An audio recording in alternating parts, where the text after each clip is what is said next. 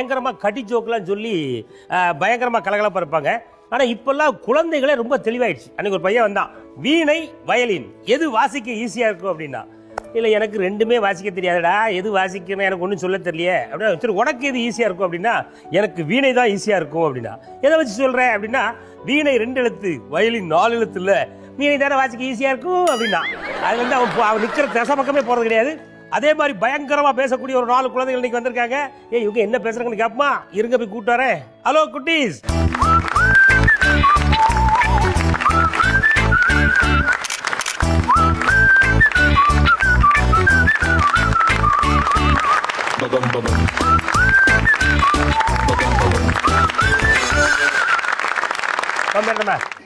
சம்யுக்தா. சம்யுக்தா. சரி உங்க அம்மா பேர் என்ன? காஞ்சனா. காஞ்சனா.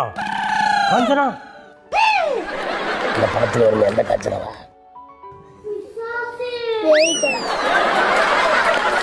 இப்போ உங்க அப்பா யாரை பார்த்து பயப்படுவாரு சொல்லு? மம்மியை பார்த்து. எதுக்கெல்லாம் பயப்படுறாரு? மம்மி அடிப்பாங்க. அடிப்பாங்களா? எதுக்காக அடிக்காங்கம்மா? அது ஒழுங்க மாவை வேற மாவை வாங்கி வந்தாக்காக. தோசை மாவு வாங்கிட்டு வேணா, இட்லி மாவு வாங்கிட்டு வருது என்ன? வாங்கிட்டு வருவியான்னு போட்டு அடிக்கிறது என்னம்மா? உன் பேர் என்ன? ஹர்ஷவர்தன். சரி ஹர்ஷவர்தன், இந்த இட்லி தோசை எல்லாம் செய்யறாங்களா தம்பி? ஆமா, இந்த மாவு எப்படி தயார் பண்றாங்க தம்பி? வீட்டுல தயார் பண்ண மாட்டாங்க. ஒரு வீடு இருக்கு, அங்க போய் தான் நாங்க போய் வாங்கிட்டு வரோம். உங்க வீட்டுல கிரைண்டர் இருக்கா இல்லையா? ஆனா இப்பெல்லாம் நாங்க அதுலயே அரைக்கிறது இல்ல.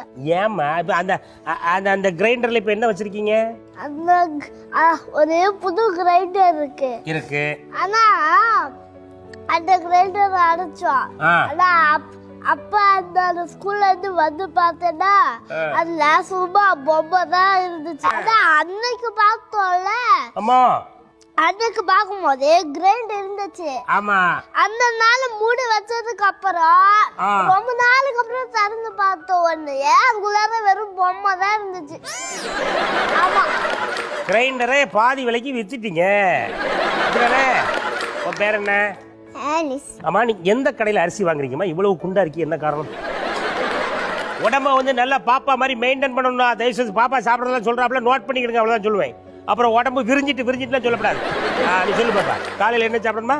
காலையில தோசை சாப்பிட்டேன். காலையில தோசை எத்தனை தோசை சாப்பிடணும்? 3 தோசை சாப்பிடணும். காலையில 3 தோசை சாப்பிட்டுக்கிடுங்க தயவு செய்து. சட்னி வைக்கணுமா, வெறும் தோசை திங்கணுமா? வெறும் தோசை.